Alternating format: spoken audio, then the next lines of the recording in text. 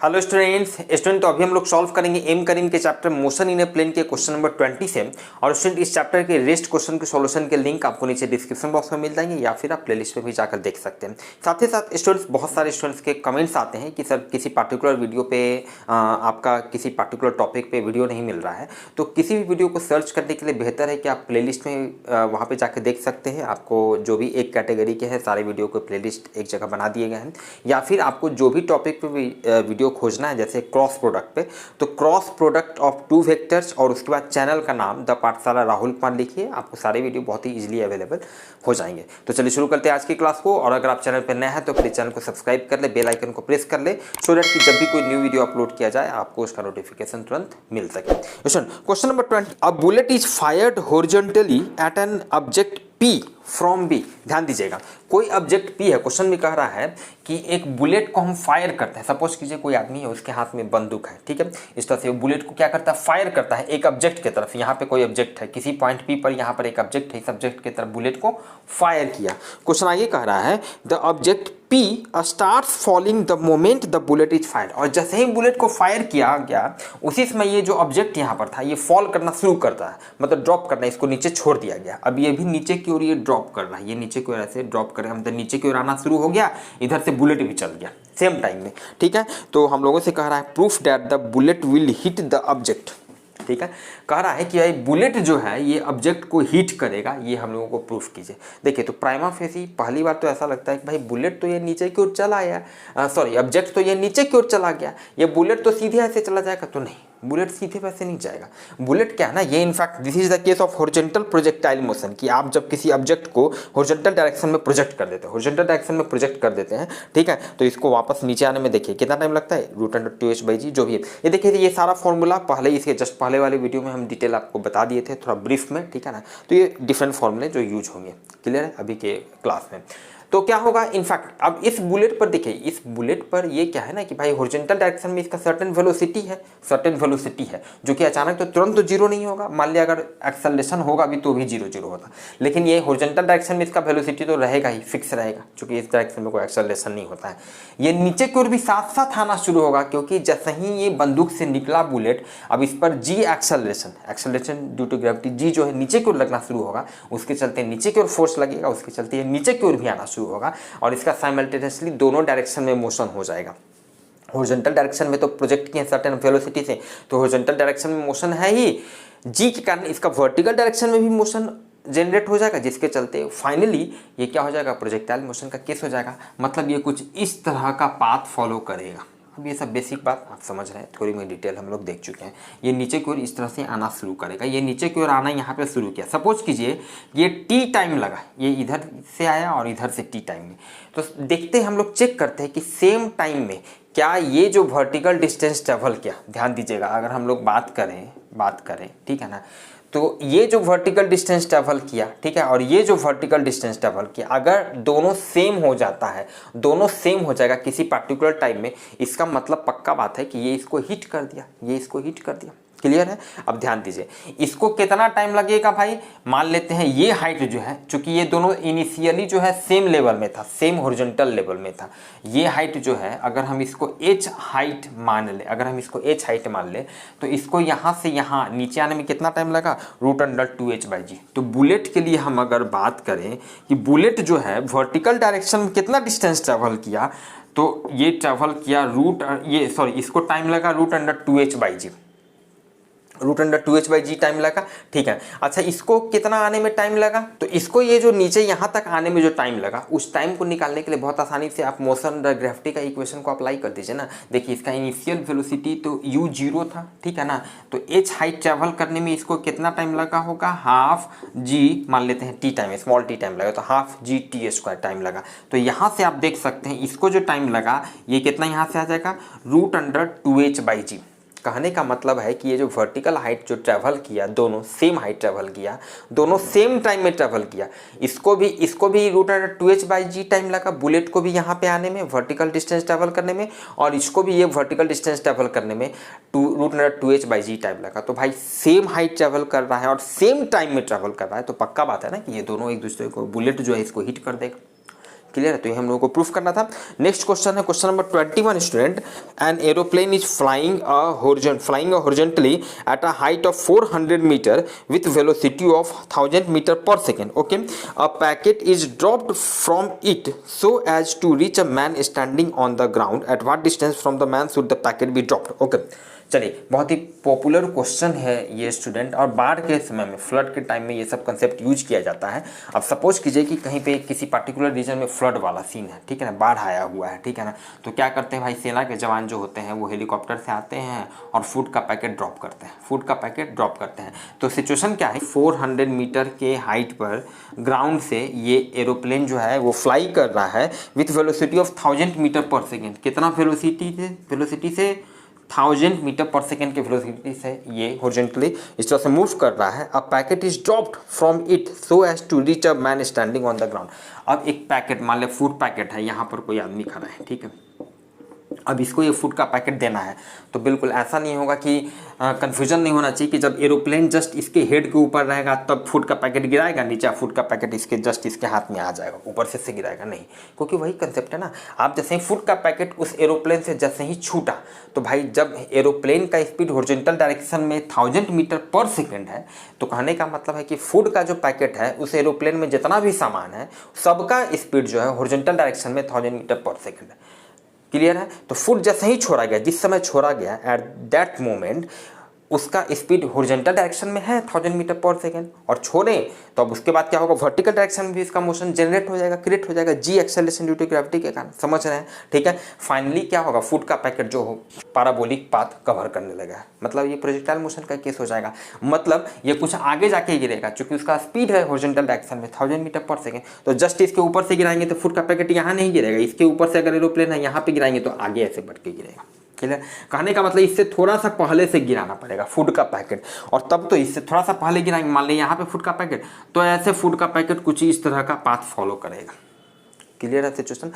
Eight what distance from the man should the packet be dropped, कितना distance पे इस person से, तो यही डिस्टेंस जिसको नॉर्मली हम लोग रेंज या आर कहते हैं, यही आर का वैल्यू हम लोगों को निकालना है कि कितना डिस्टेंस पे, नहीं सॉरी, इस पर्सन से कितना डिस्टेंस पे, मतलब ये डिस्टेंस हम लोगों को निकालना है, ये डिस्टेंस निकालना है, इसको डी, इस पर्सन से कितना डिस्टेंस पे इस फूड के पैकेट को गिराया जाए, ये हम लोगों को निकालना है। तो यहाँ पर देखिए हम लोग बहुत आसानी से ये एच, ये हम लोगों को पता है, ये सिंपल केस है। देखिए ये आपका राइट एंगल ट्राइंगल हो गया, इस राइट एंगल ट्राइंगल में अगर ये हम ये वैल्यू निकाल लें, इसका वैल्यू 400 मीटर पता है, ये वैल्यू अगर हम निकाल लें तो डी का वैल्यू नहीं निकल जाएगा, डी का वैल्यू हो जाएगा ना रूट अंडर, ये हो जाएगा आर का स्क्वायर प्लस 400 का स्क्वायर।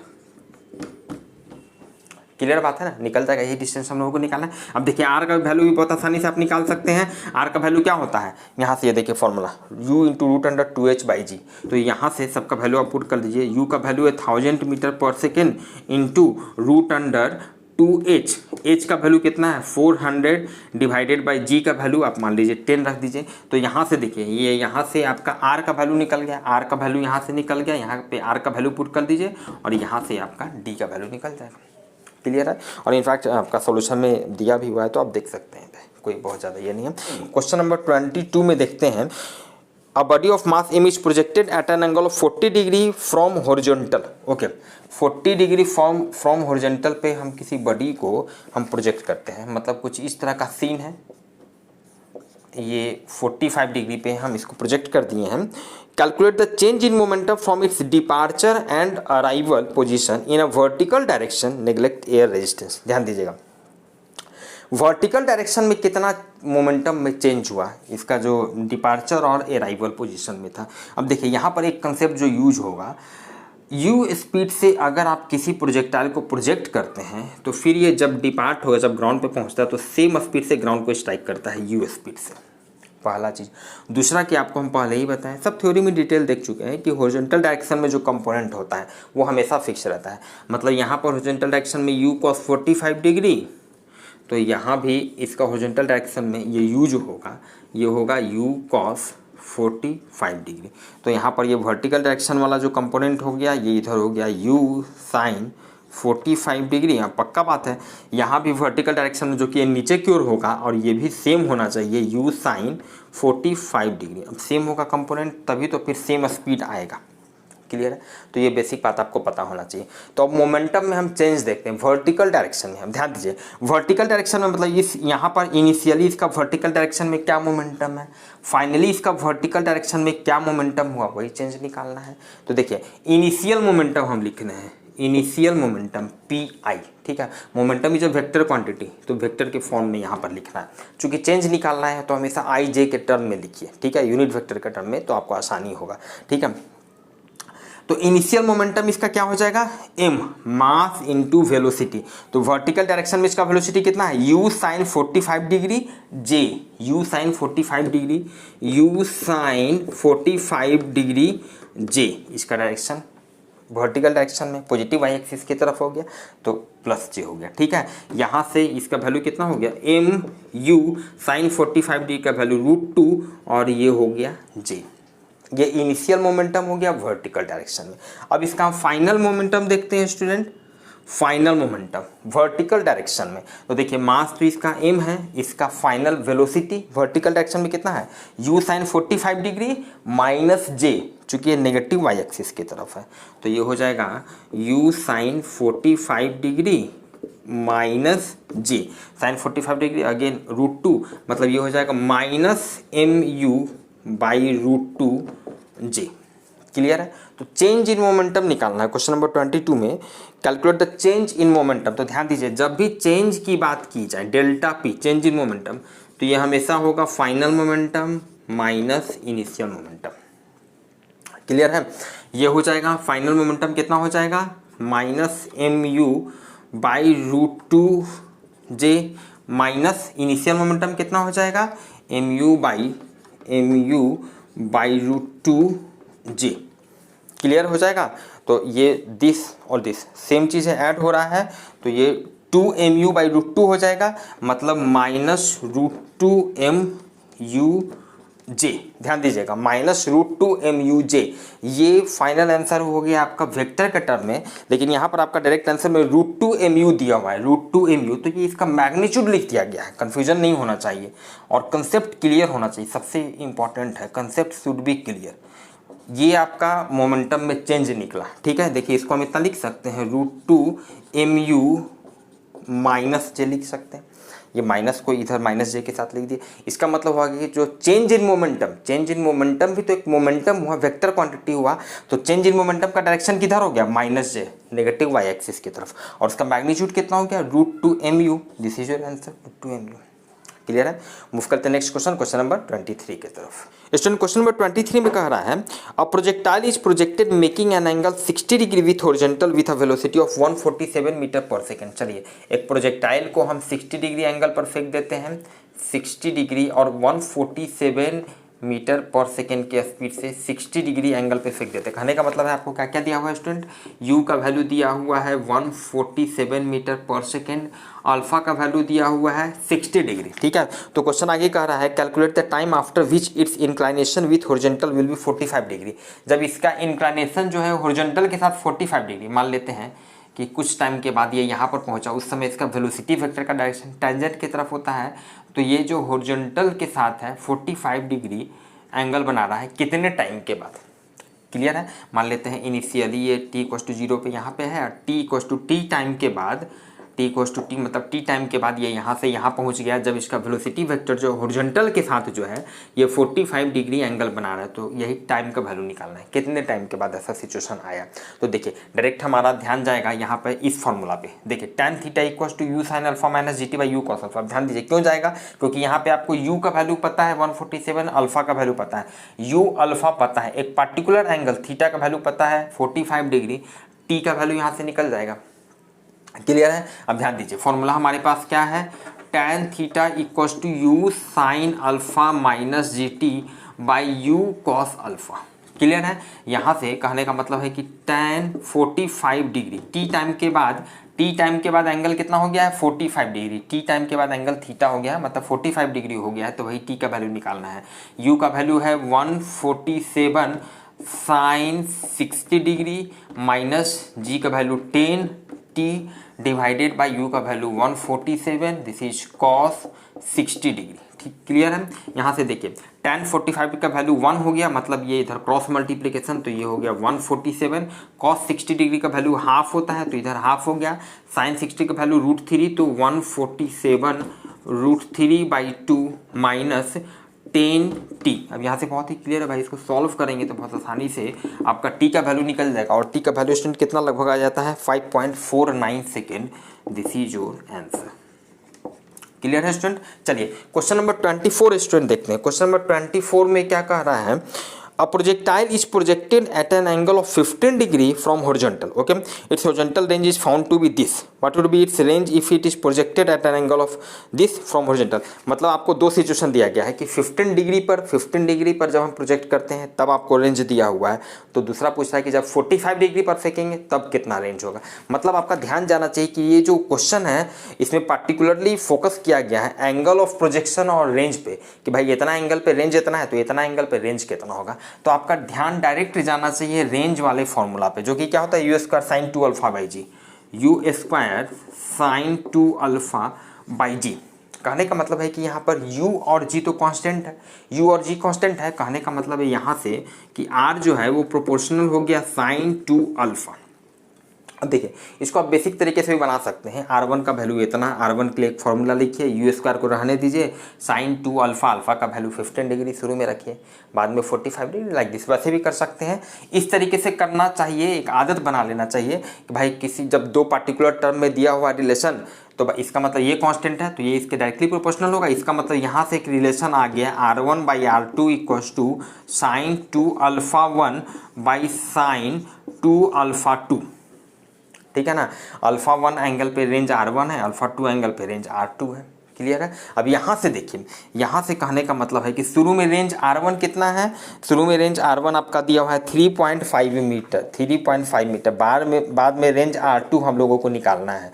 शुरू में sin 2 अल्फा 1, अल्फा 1 तो शुरू में अल्फा 1 कितना है, एंगल ऑफ प्रोजेक्शन 15 डिग्री है। ठीक है, बाद में sin 2 इंटू अल्फा 2, बाद में कितना एंगल ऑफ प्रोजेक्शन है 45 डिग्री। यही 45 डिग्री पे हम लोगों को रेंज R2 का वैल्यू निकालना है। क्लियर है। तो यहाँ से अब देखिए, यहाँ से क्या हो जाएगा 3.5/R2, और इधर आपका हो जाएगा कितना sin 30 degree, sin 30 degree half हो जाएगा, और sin 90 नीचे में हो जाएगा, sin 2 इंटू 45 sin 91 होता है, sin 30 का वैल्यू हाफ, मतलब इधर आपका हाफ हो गया, इसीलिए R2 का वैल्यू कितना हो जाएगा 3.5 इंटू 2 मतलब 7 metre is your answer. Clear है। क्वेश्चन नंबर 25 स्टूडेंट कह रहा है, two projectiles are projected with same initial velocity making an angle alpha and 90 degree minus alpha, मतलब कंप्लीमेंट्री एंगल पे फेंक रहे हैं। The ratio of their maximum vertical heights will be equal to how much. ठीक है, तो इस case में दोनों का मैक्सिमम जो वर्टिकल हाइट होगा, देखिए क्वेश्चन नंबर 25 इजी क्वेश्चन सब है, फॉर्मूला बेस्ड क्वेश्चन है। कंप्लीमेंट्री एंगल पे फेंक रहे हैं, एक अल्फा पे फेंक रहे हैं, एक 90 माइनस अल्फा पे फेंक रहे हैं, तो रेंज मेरा सेम होता है लेकिन हाइट अलग अलग होता है। इस पर एक क्वेश्चन भी हम लोग देखे थे, R इक्वल्स टू क्या था रिलेशन, √H1/2, याद आ रहा है। चलिए ठीक है, तो एक फेंके हैं हम अल्फा पे, सॉरी एक एंगल ऑफ प्रोजेक्शन अल्फा है, और एक जो है 90 माइनस अल्फा। ठीक है, अल्फा पे मान लेते हैं, अल्फा पे जो हाइट आया H1 आया, 90 डिग्री माइनस अल्फा पर जो हाइट आया ये H2 आया। ठीक है, तो हम लोगों से पूछ रहा है the ratio of their maximum vertical heights will be equal to how much, maximum vertical height का रेशियो। तो भाई देखिए H1 जो है, अच्छा ये कब होता है, ये कब होता है, ऑब्वियसली यहाँ पे स्पीड ऑफ प्रोजेक्शन सेम रहता है। तो अब देखिए मैक्सिमम हाइट का फॉर्मूला क्या होता है, u² sin² alpha by 2g। तो H1 कितना हो जाएगा u² sin² अल्फा, उस समय एंगल ऑफ प्रोजेक्शन अल्फा ही है H1 के केस में। ठीक है, बाई 2g। क्लियर है। और H2 कितना हो जाएगा, H2 हो जाएगा u² sin²। अब H2 के केस में एंगल ऑफ प्रोजेक्शन कितना है 90 डिग्री माइनस अल्फा, तो sin² 90 degree minus alpha by 2g। Clear है। अब देखिए sin 90 डिग्री माइनस अल्फा मतलब कितना हो जाएगा, cos अल्फा हो जाएगा, तो sin² है मतलब cos² अल्फा हो जाएगा, मतलब ये हो गया u² cos² alpha by 2g। अब दोनों का रेशियो निकाल देंगे, H1 का वैल्यू इतना है, H2 का वैल्यू इतना। देखिए जब दोनों का रेशियो निकालेंगे तो u² बाई 2g तो कैंसिल हो गया, तो मतलब यहाँ से H1/H2 ये कितना हो जाएगा ऊपर में, इधर साइन स्क्वायर अल्फा रह गया, साइन स्क्वायर अल्फा, ये हो गया cos square alpha, this is answer, sine square alpha by cos square alpha. Move करते हैं नेक्स्ट क्वेश्चन, क्वेश्चन नंबर 26 की तरफ।